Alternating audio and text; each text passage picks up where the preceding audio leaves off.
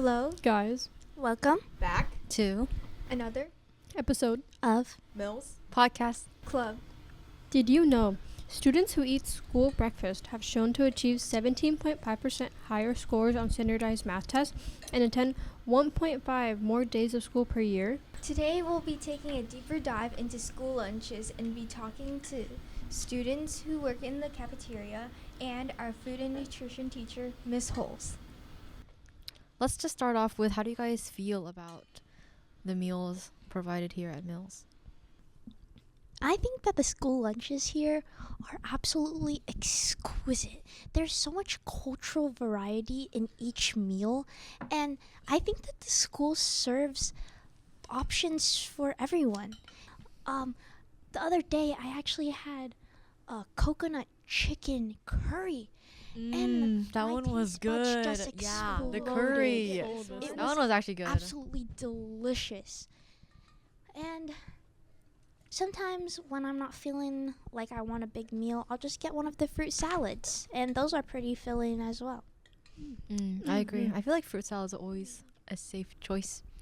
Yeah, you know, I'm pretty sure the parfaits are something that's really popular here, especially in the morning. Oh you know, yeah, with no, all the but this yogurt. year Ooh, I they've like been that. like skimping. Yeah. The size is like half of what it used to Yeah, be. it's Okay, really small. and they changed their granola, and Yeah. in my opinion, it's no longer good. Yeah, they switched everything. I think the other day, you know, when we were all eating lunch, one of my friends was eating their parfait, and there was a bug. There was a worm on one of the strawberries. You know. Oh.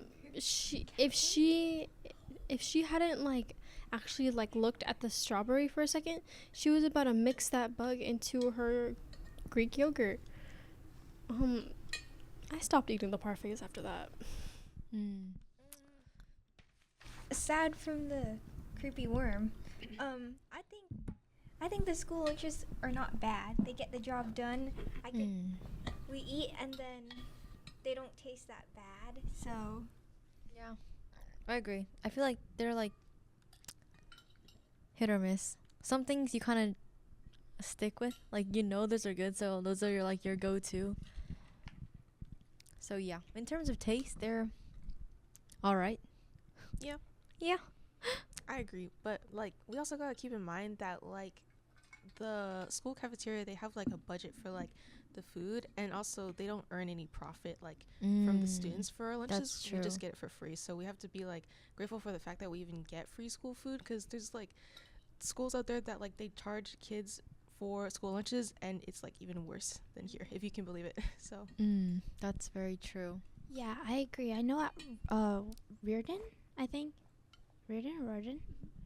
Yeah, I went to the cafeteria. I go there for church. I went there and they have counters where you have to pay for your food. I think cash registers. Yeah. But they also do have their own little smoothie bar in the back. Wow. Yeah, and I think That that sounds good. they have big screens above their cafeteria showing what meals there are. And I think that they do have better choices of meals, but at the same time, it's not free. would you rather have better lunches, but you have to pay a little bit more, or have free lunches and then they're just the same right now? Honestly, at that point, I would just bring leftovers from home, maybe.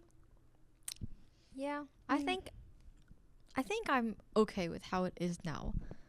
I think the quality of food that we get, I'm okay with it. Yeah, I'm pretty content it's as well. free. How do you guys feel about how accessible our school meals are for people with dietary restrictions? Do you think we have a good variety of food to provide for people with restrictions like that? I think it is we do have a very good variety of fruit salads, just salads in general. I think it's not that bad, but I feel it could be better. Just saying. But I'm not complaining. It's okay. There's my friend, she's Muslim and she doesn't eat pork. So there's definitely choices for her where there's no pork in them, in like the lunches. So I think it's not that bad. I don't know if they have very good options for people who are vegan or vegetarian, because even if they do have the fruit salad and like the snack box, those are often not super filling. They're more of just I like agree. those are their fruit salad, like the portion sizes that they provide is more of a snack than it would be a lunch. Also, I think that the fruits are pretty fresh, so I like it how I could just grab like an apple for like brunch yeah. or something, and then I could just start eating it. Yeah, so. I agree. I think they really do have a good variety of fruits. Like Yeah. whatever is in season. Like sometimes they have like Grapes? persimmons. Yeah, grapes. Grapes are really Strawberries, good. Grapes are really peaches, like they do a good job at having those in season fruits available to us. Good. Right, and like especially how they always have like bananas. She loves her bananas. I want mangoes. Wow. Oh, mangoes, like, I mean, that's a lot to ask. That's But that would be great. I mean, like, how would you even eat it? We do sometimes have watermelon, so that's like a great like summer option when it gets Yeah. hot. Have you guys had any personal experiences where the quality of your meals has impacted your performance at school? Oh yes, definitely. One Yes. time, I didn't want to eat it at all, so I just skipped lunch and I ate snacks from like my friends and stuff. Mm-hmm. And like I was so hungry during. Really? Like, you couldn't focus? Yeah, I couldn't focus. And then after school, I had to like eat a bunch of snacks and like I made myself cup noodles and stuff. Mm-hmm. Yeah. I agree. Like, sometimes if I'm like late to the lunch cart and I end up not eating much for lunch, I notice in my like 5th period or my 6th period I get really groggy and I just like can't focus. I just want to go to sleep. Like, I need that food to fuel me. We're here with 2 student cafeteria workers and they're going to share their perspective on this topic. Can you guys introduce yourselves and share a little more of your role in the cafeteria?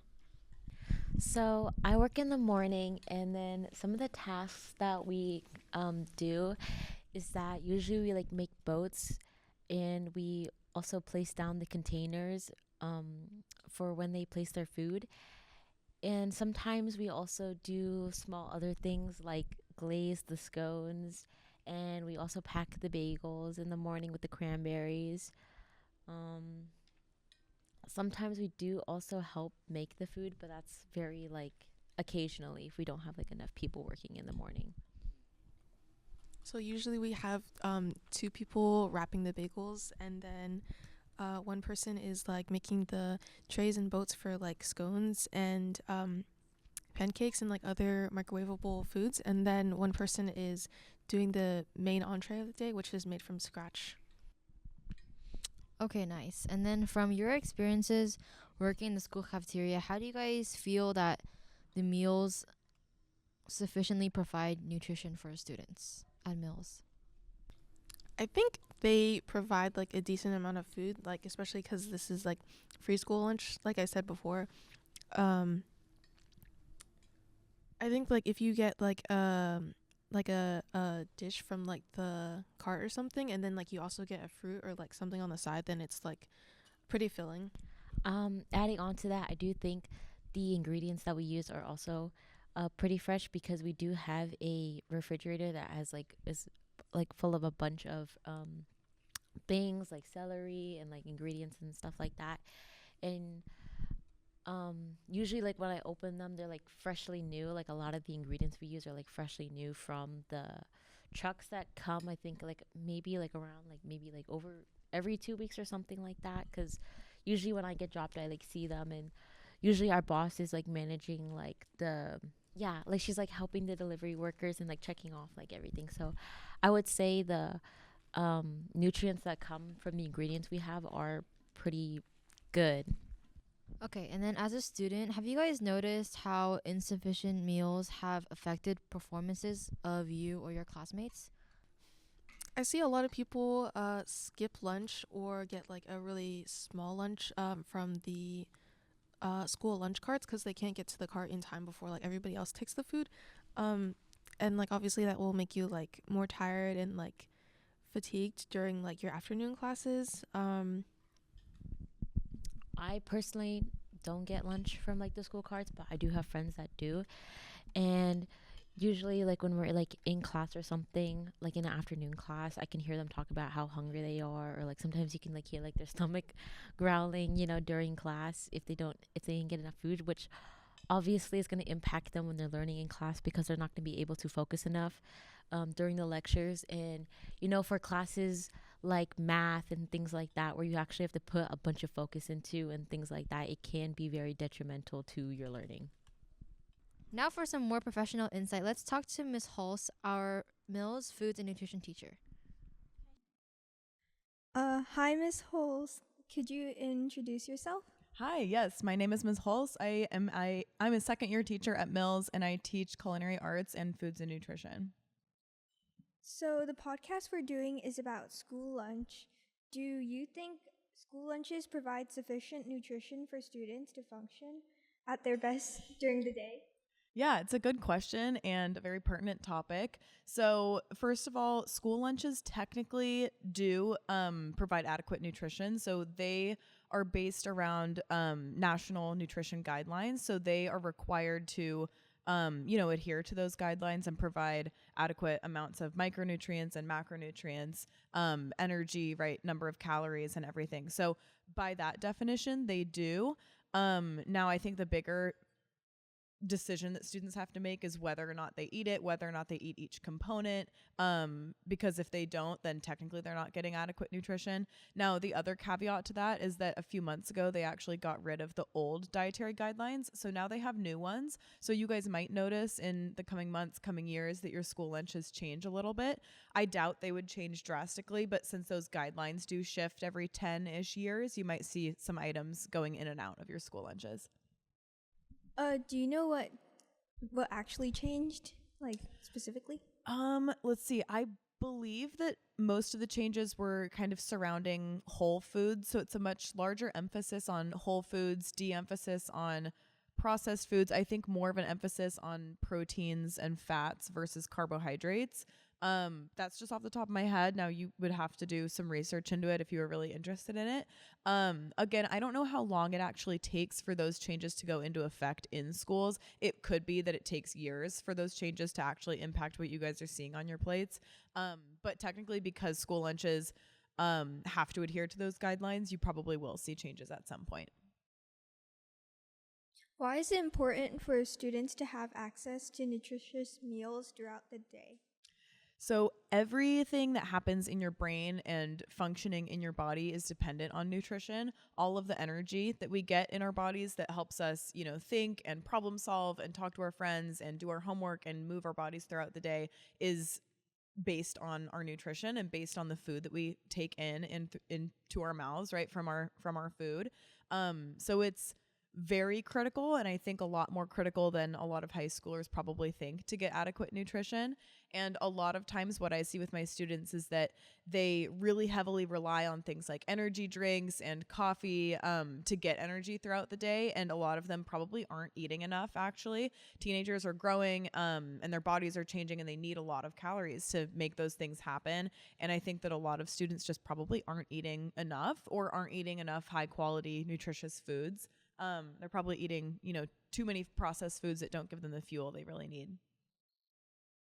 If you were to change the school's menu, how would you alter it so it better caters towards students' needs?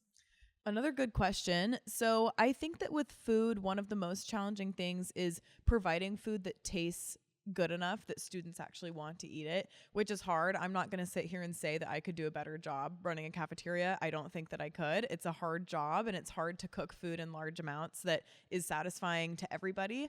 But I think that if students have access to vegetables prepared in ways that taste really good, proteins prepared in ways that taste really good, I think that they will naturally choose those things. I think the hard thing is just that cooking in mass quantities with the budget constraints that they have, it's really hard to produce food that is something that a lot of students want to eat. So what I see with a lot of my students is they probably have a couple go-to items that they get at the cafeteria. They ditch the rest, right? I think you guys are required to take like certain foods or a certain set of foods, then I think a lot of people just like ditch the baby carrots, ditch the apples, whatever it is.